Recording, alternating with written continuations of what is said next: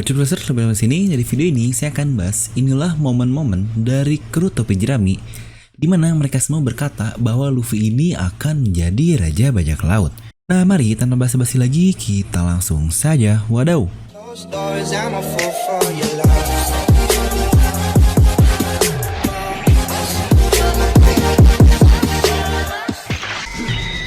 Nah, seperti biasa, sebelum lanjut ke video ini, jangan lupa untuk subscribe dan juga nyalakan bel notifikasinya ya, agar video film ini langsung muncul di HP kalian.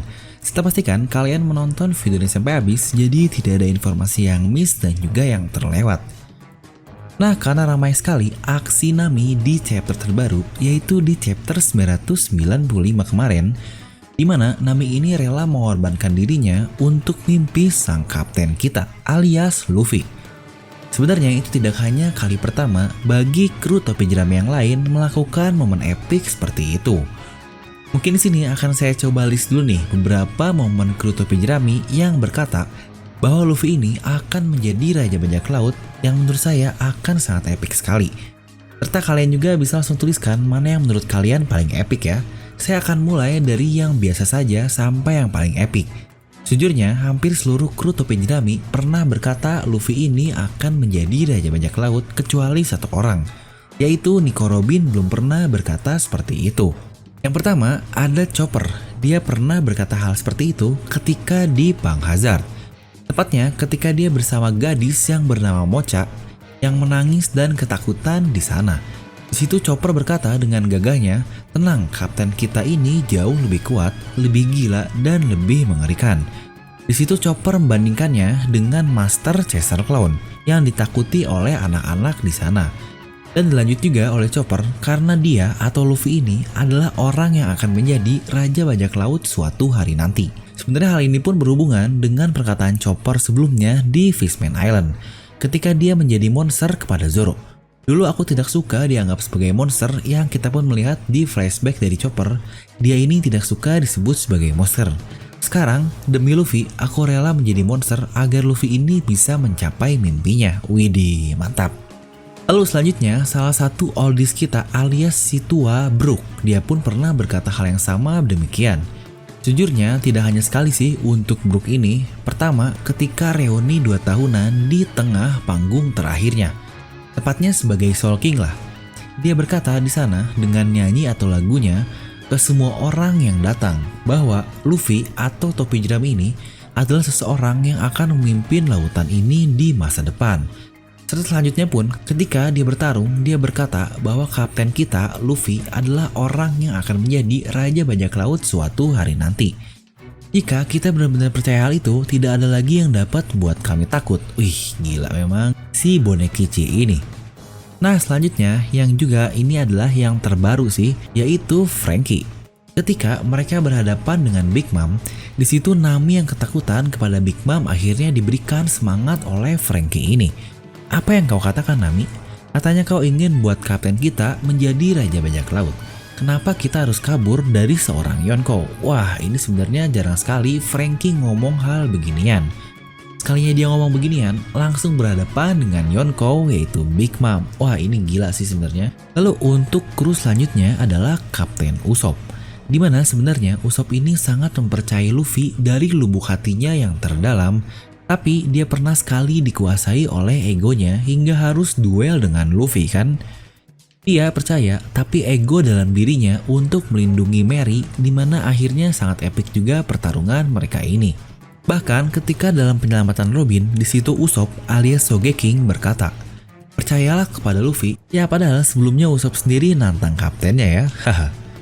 Lalu untuk yang terepik, jelaslah ketika di Alabasta, tag team Usopp Chopper melawan Mr. 4 dan Miss Merry Christmas. Ketika Miss Merry Christmas dia menertawakan Luffy yang akan menjadi Pirate King, Usopp ini sangat kesal dan persis seperti di chapter terbaru, kepalanya retak setelah menerima pukulan dari bed seberat 4 ton itu.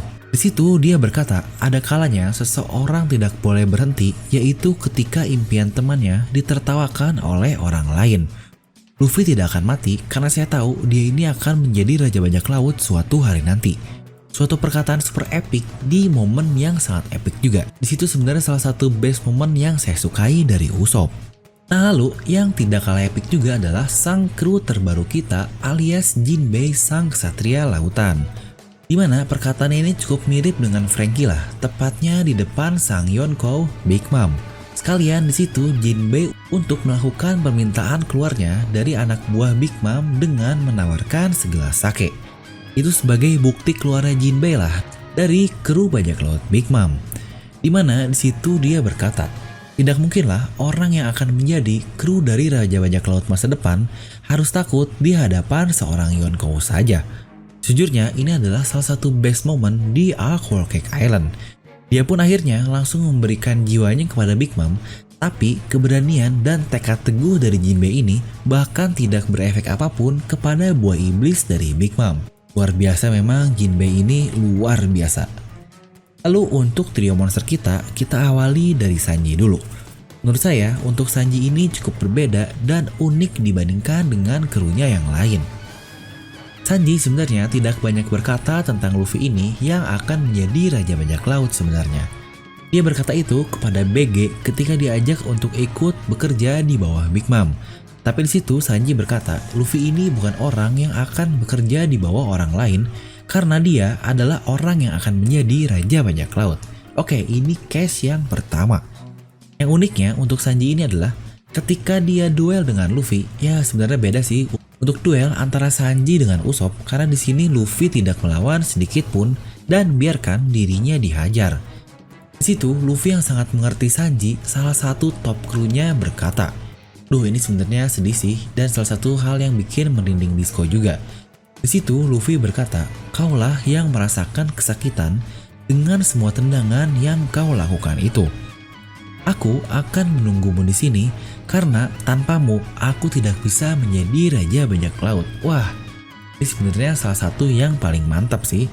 Di sini bahkan Luffy sendiri yang berkata bahwa dia tidak bisa menjadi Raja Bajak Laut, yaitu salah satu impiannya tanpa Sanji ini. Dimana kru yang lain lebih ke berkata mereka akan membuat Luffy dan percaya Luffy ini akan menjadi Raja Bajak Laut, dimana di kasus Sanji Luffy sendirilah yang ternyata berpikiran yang sama bahwa dirinya pun tidak cukup pantas menjadi Raja Bajak Laut tanpa krunya yang lain. Wah, ini mantap sekali sih kata-kata dari Luffy ini yang membuat perspektif yang lain. Well said, Kapten Luffy. Serta kru terlama dan seseorang yang memiliki ikatan berbeda dengan krunya yang lain, alias Roronoa Zoro. Dia ini lebih seperti penasihat tangan kanan kepanjangan tangan dari Luffy ini sendiri. Dimana untuk Sanji ini lebih bertanggung jawab ke krunya yang lain dan Zoro ini lebih bertanggung jawab atas Luffy. Ya sebenarnya saya pernah membahas kepemimpinan antara Sanji dan Zoro ini di video ini, mungkin kalian bisa cek. Zoro yang akhirnya dia menerima Luffy untuk menjadi kaptennya asal tidak menghalangi mimpinya. Kurang lebih intinya itulah, Luffy harus memberikan nyawanya jika dia menghalangi Zoro untuk mendapatkan impiannya menjadi pendekar pedang terhebat di dunia. Hal ini sebenarnya berhubungan jelas dengan perkataan Zoro di momen terepik dalam dunia One Piece, yaitu ketika Zoro menyerahkan dirinya kepada Kuma demi sang kapten Luffy. Di situ Zoro berkata, "Apa baiknya saya jika saya sendiri bahkan tidak bisa menyelamatkan kapten saya?" Luffy adalah orang yang akan menjadi Raja Bajak Laut.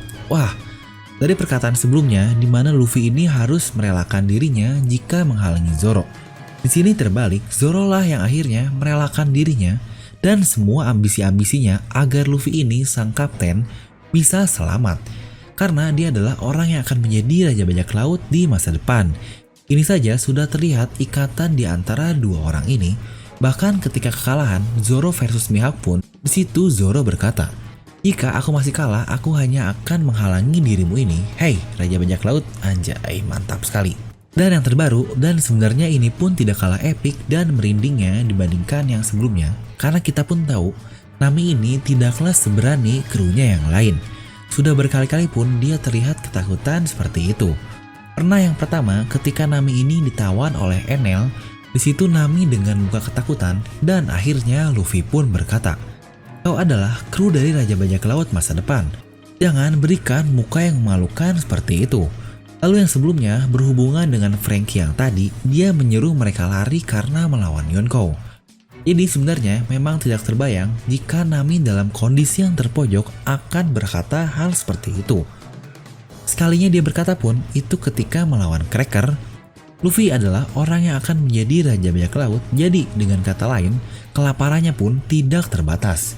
Ya di sini sebenarnya wajar sih Nami berani ngomong gitu karena ada Luffy di sampingnya. Dimana untuk case yang terbaru ini sangat berbeda dari yang sudah-sudah. Nami ini dalam keadaan ya mati di depan mata lah. Jika dia berkata salah, dia pasti berada di kematian absolut oleh ulti.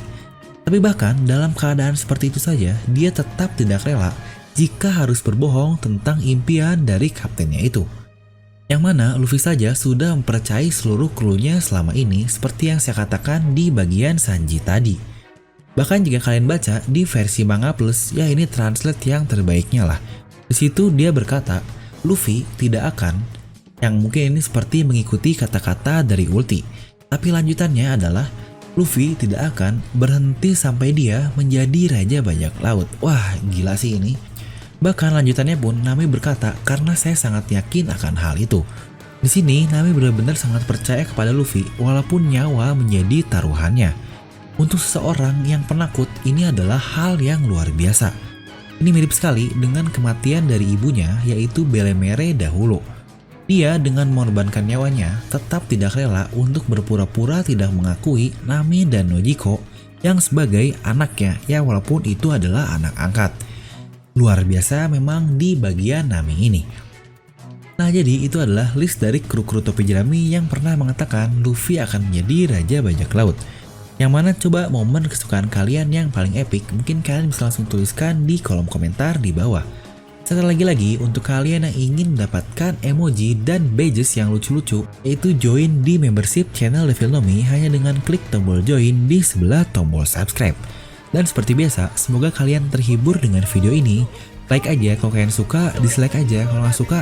Jangan lupa untuk subscribe dan juga share video dengan teman kalian. Gue Devil Nomi pamit and I'll see you guys next time.